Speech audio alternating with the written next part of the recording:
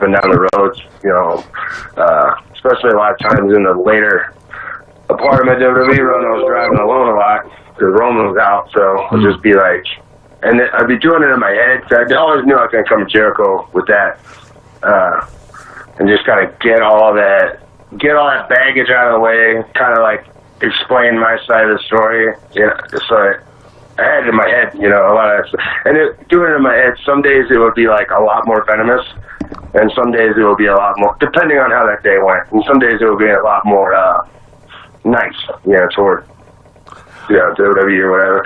But I just hope it didn't come off like negative or bitter or anything, because like once I started going, it like the emotion takes over, and you get like all hyped up. So I don't think it did. Well, I had to listen to it back before I was talking to you just now, and I hate listening to myself talk. But I don't think it came off negative, But I just basically wanted to not just bitch or anything or try to like make myself look good so much as I really wanted to. I feel like somebody has to like really shine a spotlight on exactly what goes on backstage there, because fans think they know. Yeah. People like you probably think you know, but you're not backstage, so you don't really know. So, I couldn't help it out on the inside, because they all think I was some kind of idiot or something. But I can sure help from the outside, maybe, so. But also, I saved all my money, so who's an idiot now? Well, that is absolutely a point you made. It's like you feel. There's so many things about the Jericho interview I wanted to kind of follow up on and expand on, and one of them was that statement that you feel like you're 18 years old again. But I'm paraphrasing here, but like with a big budget, kind of like FU money, you can do what you want, but you're not tied down. And you have all this experience to bring with you to this next stage of your life in your early 30s and going forward. I thought that was a great analogy, because I think a lot of us think back to the more innocent days when you had all the choices in the world, what you were going to do. And to have that feeling again after years in WWE, I thought that was a real poignant comment. Yeah, it's kind of the feeling that I didn't anticipate that, but that's kind of the feeling that kind of came over me. I'm like, whoa, like, it's kind of like starting over. I mean, I'm not starting over. I'm starting pretty much right at the top still, but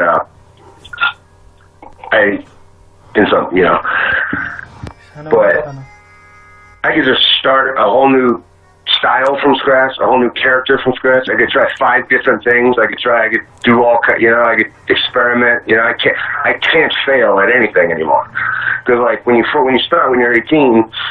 You have to, like, you want to make it. The goal is to make it as a wrestler. Yeah. And I had that mentality like everybody does, like, when I was, when I was a teenager and people were telling me, like, you're, whatever, you're, where I'm from, nobody gets out of there and does anything. But I was like, screw you. Like I told Jericho, I'm not an elf, I'm a fucking dentist, and I'm going to be WWE champion, and I went and did that. But, like, when you're 18, you want to make it.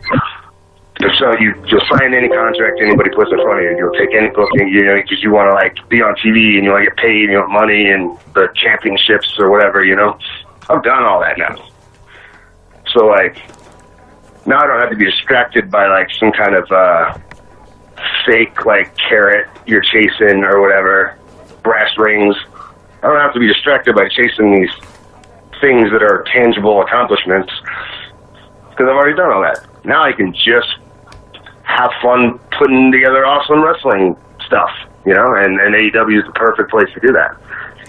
AEW does, I know you talked at the end of your latest video that's up of a paradigm shift. AEW is being presented from the beginning when it was just a twinkle in Cody and the Buck's eye and talking to Tony Khan about how to change wrestling. Your interview is, in your experience with WWE, is such a perfect... it's your character embodies what AEW represents because of the experience you're leaving, and then how you're speaking about it, and then also I think how fans are going to experience Jon Moxley in AEW.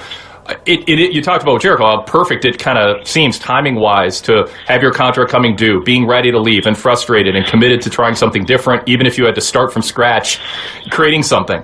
And then here is AEW. Talk about how that is feeding your ideas for your character in AEW, starting at Double or Nothing and moving forward.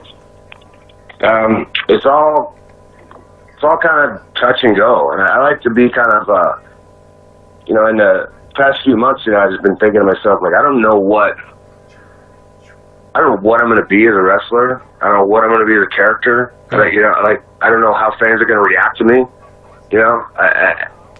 So a lot of it's like, I guess I'll just figure it out as I go along. But that's usually when it's the better stuff. Like, for instance, the difference between AEW and WWE, after Double or Nothing, I told, in the span of 10 minutes, was able to record 3 different promo type things that were all good stuff. With no, it was so easy. So I texted Cody, earlier in the day while I was hiding out. I was like, hey, make sure there's a camera that follows me back after this thing, because we're probably going to want, a backstage promo. Just a camera in the hallway, whatever. He's like, cool. So there's a camera waiting for me when I'm walking back. He goes, you want to just promo? I'm like, yeah, let's do it. Press record. 2 minutes later, one take, say what I want to say, there's your promo. That easy. Done and done. No writers needed, no approval needed, no, just, that's how it's supposed to be. Just point the camera at me and press record. I know what I'm doing. And there's another thing. The Young Bucks had an idea for a thing for me and Joey Janela that was kind of like a teaser. He's like, yeah, maybe he is smoking a cigarette. Maybe we've seen a background. I was like, okay, it's cool. Maybe I've got the cigarette phone. And they're like, oh, that's cool. Okay, and Joey Janela comes over. Okay. 90 seconds later, we have another promo. Done and done. Just like, hey, that's cool. That's even better. Cool, okay. Just that collaboration with all these cool dudes. They're just like, oh, yeah, because we know what's good and what's not. You know what I mean? And there was another one. I don't know if it aired yet. It's like a comedy thing. They're like, this is kind of funny. And I was like, yeah, sure. And 30 seconds later, another one in the can. Within 10 minutes, I accomplished more than I had in the last, 6 months of WWE,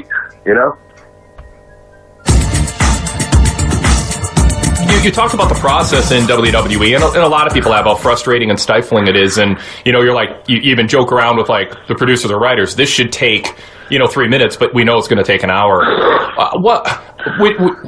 Is that so institutionalized that it can't change, or is it easily fixable and ridiculously easily fixable? And if so, why doesn't it change? Why in that WWE process is it so? Why do they make it so hard?